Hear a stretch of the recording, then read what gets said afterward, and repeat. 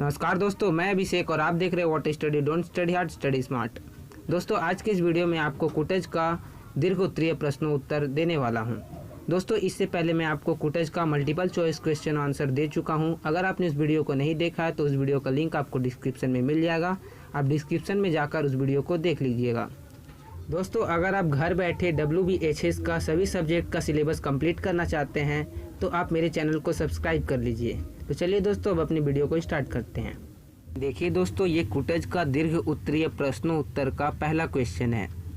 Question है, कुटज निबंध का सारांश अपने शब्दों में लिखे और कुटज के माध्यम से लेखक ने क्या कहना चाहा है अपने शब्दों में लिखे और कुटज निबंध की समीक्षा करें और कुटज निबंध के माध्यम से लेखक के व्यक्त विचारों को संक्षेप में लिखे और कुटज निबंध में निहित संदेश को अपने शब्दों में लिखिए। और द्विवेदी जी ने मानव जीवन के आदर्श के रूप में कुटज का वर्णन किया है, अपने विचार लिखे। देखिए दोस्तों, यहाँ पर 6 क्वेश्चन मैं लिखाया हूँ। इसका इन सभी क्वेश्चनों को जो आंसर है वो एक ही होगा, जो मैं अभी आपको नीचे बताऊँगा। देखिए दोस्तों, मैं आपको यहाँ पर 6 क्वेश्चन एक साथ इसलिए लिख दिया हूँ क्योंकि आपको एग्ज़ाम में कन्फ्यूज़न ना हो। अगर आपके एग्ज़ाम में इन 6 क्वेश्चन में से कोई भी एक क्वेश्चन आता है तो आपको आंसर जो है वो जो नीचे है उसी को लिखना है। इसलिए मैं आपको सभी 6 क्वेश्चनों को एक साथ लिखा दिया हूँ। तो चलिए दोस्तों, अब इसके आंसर को देखते हैं। देखिए, लिखा हुआ है कुटज एक ललित निबंध है। इस निबंध के केंद्र में कुटज नाम का वृक्ष है जो पुष्पों से भरा रहता है। इस निबंध के प्रारंभ में द्विवेदी जी उस स्थल विशेष को प्रस्तुत करते हैं जहाँ कुटज उगता है, पनपता है और पुष्पित पल्लवित होता है। यह स्थान है शिवालिक श्रृंखला अर्थात हिमालय की निचली पहाड़ियाँ। ये दोस्तों इस क्वेश्चन का पहला पैराग्राफ खत्म हुआ इस क्वेश्चन के आंसर का। तो चलिए अब बाकी बचे आंसर को देखते हैं। देखिए दोस्तों, आगे आंसर लिखा हुआ है, ये इसी क्वेश्चन का आगे का आंसर है। लिखा हुआ है, जहाँ कुटज उगता है वहाँ की भूमि का वर्णन करते हुए द्विवेदी जी कहते हैं कि उस भूमि पर हरियाली नहीं है, दूब तक सूख गई है, काली काली चट्टानों के बीच केवल थोड़ी थोड़ी रेती है, यहीं कुटज उगता है। इस विकट परिस्थिति में ये ठिगने से वृक्ष गर्मी की भयंकर मार खा खा कर भूख प्यास की निरंतर चोट सहकर भी जीते हैं। सिर्फ जीते ही नहीं, हंस भी रहे हैं। यही कुटज का अद्भुत स्वरूप है। इतनी कठिनाई के बीच भी ये मुस्कुराते रहते हैं, अलमस्त रहते हैं। हम इन्हें भले ही ना जानते हो, लेकिन ये हमें अनादिकाल से ही जानते हैं। इसके बाद पैराग्राफ फिर चेंज होगा। कुटज की इस पहचान के बाद द्विवेदी जी इसके नाम और रूप की व्याख्या तथा तुलना करते हैं। बड़ा कौन है, रूप या नाम? द्विवेदी जी कहते हैं कि रूप व्यक्ति सत्य है, नाम समाज सत्य है। कुटज निबंध के अंत में द्विवेदी जी ने 3 मान्यताएं अभिव्यक्त की है। ये मान्यताएं भारतीय चिंतन की मुक्त कण है। तो चलिए दोस्तों, अब आगे देखते हैं कि इस क्वेश्चन के आंसर में और क्या बचा हुआ है। तो चलिए देखते हैं। इसके बाद लिखा हुआ है, प्रथम बात तो यह है कि व्यक्ति ना किसी का उपकार कर सकता है न अपकार। दूसरी बात यह है कि मनुष्य केवल जी रहा है। यह जीना इतिहास विधाता की इच्छा और योजना के अनुसार है। तीसरी बात यह है कि मनुष्य के द्वारा किसी को न सुख पहुंचाया जा सकता है न दुख। सुखी वह है जिसका मन वश में है और दुखी वह है जिसका मन वश में नहीं है। इसके बाद पैराग्राफ चेंज और ये आखिरी पैराग्राफ है इस क्वेश्चन के आंसर का। कुटज इन सारे छल छंदों से मुक्त है। यही कारण है कि द्विवेदी जी उपरोक्त सारे तथ्यों को कुटज के माध्यम से व्यक्त करते हैं, उसे प्रतीक के रूप में हमारे सामने उपस्थित करते हैं। यदि कुटज की इन विशेषताओं को हम अपने अंदर उतार ले तो यह सांसारिक जीवन आनंद और प्रेम से भर जाएगा। यही संदेश देना कुटज का उद्देश्य है। जीवन को जीवनी शक्ति प्रदान करना तथा निस्वार्थ होकर व्यक्ति का समाज के लिए निशेष हो जाना ही कुटज का उद्देश्य है। देखिए दोस्तों, जैसे कि मैंने आपको इस क्वेश्चन का आंसर लिखाया है, बिल्कुल सेम टू सेम आपको अपने नोटबुक में नोट करना है और उसको लर्न कर लेना है। और जब भी आपका एग्ज़ाम में ये क्वेश्चन पूछा जाएगा तो आपको बिल्कुल सोचना नहीं है जो भी आंसर मैंने लिखाया है बिल्कुल उसी आंसर को आपको अपने एग्ज़ाम के आंसर शीट में लिख देना है, तो आपको फुल मार्क्स मिल जाएगा। तो चलिए अब अपने अगले क्वेश्चन की तरफ बढ़ते हैं। देखिए दोस्तों, क्वेश्चन नंबर 2 है, कुटज निबंध के उद्देश्य को लिखे और कुटज का उद्देश्य हमें क्या संदेश देना है संक्षेप में लिखे। इसका आंसर लिखा हुआ है, द्विवेदी जी का यह मानना था कि लोक कल्याण ही सबसे बड़ी शक्ति है। उन्होंने अपने उपन्यासों में भी इसी की स्थापना की है। उनकी स्पष्ट मान्यता है कि अपने आप को अंगूर की तरह निचोड़कर जब तक सबके लिए न्योछावर नहीं कर दिया जाता तब तक स्वार्थखंड सत्य है।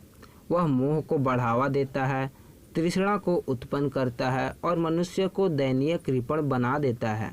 कहने का आशय यह है कि समष्टि और लोक कल्याण के प्रति अपने आप को न्योछावर कर देना ही पूर्ण सत्य है। ये दोस्तों इस क्वेश्चन के आंसर का पहला पैराग्राफ हुआ। अब इसके बाकी बचे आंसर को हम लोग नेक्स्ट स्लाइड में देखेंगे। तो चलिए देखते हैं। देखिए इसमें आगे लिखा हुआ है, अपने इसी वैचारिक उद्देश्य की पूर्ति के लिए द्विवेदी जी कुटज को सामने रखते हैं। केवल स्वार्थ के लिए जीना सत्य नहीं है। स्वार्थ के कारण ही झुकना पड़ता है, भय का शिकार होना पड़ता है, खुशामद करनी पड़ती है, ढोंग करना पड़ता है और विभिन्न प्रकार के अशोभनीय एवं निंदनीय कर्म करने पड़ते हैं। कुटज इन सब से अलग होकर जीता है। वह केवल अपने लिए नहीं जीता, सबके लिए जीता है। वह सुख दुख, प्रिय अप्रिय सबको आनंद के साथ ग्रहण करता है। यदि कुटज की इन विशेषताओं को हम अपने अंदर उतार ले तो यह सांसारिक जीवन आनंद और प्रेम से भर जाएगा। यही संदेश देना कुटज का उद्देश्य है। जीवन को जीवनी शक्ति प्रदान करना तथा निस्वार्थ होकर व्यक्ति का समाज के लिए निःशेष हो जाना ही कुटज का उद्देश्य है। तो दोस्तों इसी के साथ कुटज का जो दीर्घ उत्तरीय प्रश्नों उत्तर आता है वो 2 क्वेश्चन मैंने लिखा दिया है। इस दोनों क्वेश्चन में से ही आपका जो दीर्घ उत्तरीय प्रश्न उत्तर है वो हर साल आता है। तो चलिए दोस्तों अब बाकी बचे यानी कि जो आपका सप्रसंग व्याख्या टाइप का जो क्वेश्चन आता है उसको हम लोग देखते हैं। तो चलिए स्टार्ट करते हैं। देखिए सप्रसंग व्याख्या टाइप क्वेश्चन और आंसर का पहला क्वेश्चन है, कभी कभी जो लोग ऊपर से बेहया दिखते हैं उनकी जड़ें काफ़ी गहरी बैठी रहती है, अथवा सिर्फ जी रहे हैं, हंस भी रहे हैं, अथवा बेहया है क्या या फिर मस्त मौला है। ये तीनों क्वेश्चन एक ही है। अगर इन तीनों क्वेश्चन में से कोई भी क्वेश्चन आता है सप्रसंग व्याख्या करने के लिए तो नीचे जो आंसर दिया हुआ है आपको वही आंसर को लिखना है। तो चलिए इसके आंसर को देखते हैं। पहले आपको अगर सप्रसंग व्याख्या टाइप का कोई भी क्वेश्चन रहेगा तो आपको पहले लिखना पड़ता है, जैसे कि मैंने लिखा है, प्रस्तुत पंक्तियाँ आचार्य हजारी प्रसाद द्विवेदी जी के निबंध कुटज से ली गई है। इसके बाद हम लोग को पैराग्राफ चेंज करना होगा। उसके बाद हम लोग का जो आंसर है उसको लिखना होगा। तो इसका आंसर है, कुटज के पेड़ शिवालिक श्रृंखला में पाए जाते हैं। यहाँ का वातावरण इतना शुष्क है कि हरियाली तो दूर की बात है, दूब तक सूख जाती है। मरुस्थल की तरह तरह दूर दूर तक लाल लाल रेत दिखाई देते हैं। ऐसे वातावरण में केवल कुटज ही है जो भयंकर गर्मी में भी हरे भरे दिखाई देते हैं। द्विवेदी जी को तो यह देखकर आश्चर्य होता है कि ऐसे विपरीत परिस्थितियों में भी कुटज कैसे जी लेता है। न केवल जी लेता है बल्कि मस्त मौला की तरह बेफिक्र होकर जीता है। न जाने इसकी जड़ें कितनी गहरी है, यह अपना भोजन पाताल की गहराई से भी खींच लेता है। तो दोस्तों अगर आपका सप्रसंग व्याख्या टाइप का क्वेश्चन और आंसर आएगा तो आपको इसी तरह लिखना है। तो चलिए अब दूसरे क्वेश्चन की तरफ बढ़ते हैं।